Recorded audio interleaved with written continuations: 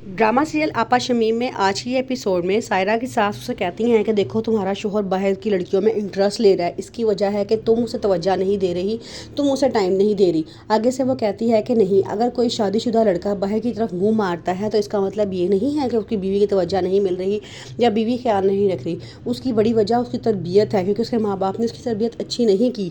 अगर उसके सास को बड़ा गुस्सा आता है, वो थप्पड़ मारने के लिए हाथ उठाती हैं और कहती हैं कि तुम मेरी तरबियत पर उंगली उठा रही हो।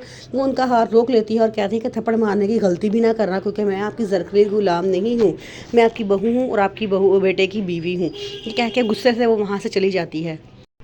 आपा शमीम अब्दुल बारी को अपने पास बुलाती हैं और बिठा के कहती हैं कि मैंने तो सुना था कि लड़के शादी के बाद रंग बदलते हैं, लेकिन तुमने तो बहुत जल्दी रंग बदल लिया है।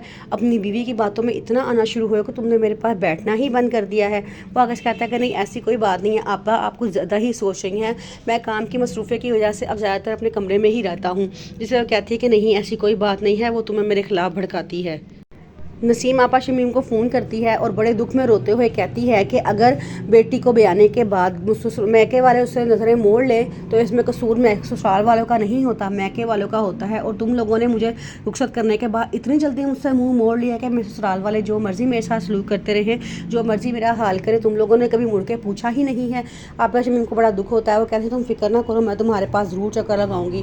वो अपने क्लिनिक में बैठी होती हैं, मरीज़ों को चेक कर रही होती हैं। काफ़ी सारे मरीज़ उनके पास आते हैं, कुछ लोगों को उनके हाथों से शिफा भी मिल जाती है, लेकिन उनका तरीका बिल्कुल पुराना हकीमों वाला ही होता है इलाज करने वाला। वो कोई सर्टिफाइड MBBS डॉक्टर नहीं होती, बल्कि एक क्लिनिक वाली होती हैं जो डॉक्टर लोगों को दवाइयाँ देती हैं। तो उनसे कुछ लोगों को तो शिफा मिल भी जाती है, लेकिन कुछ लोगों को नहीं भी मिलती।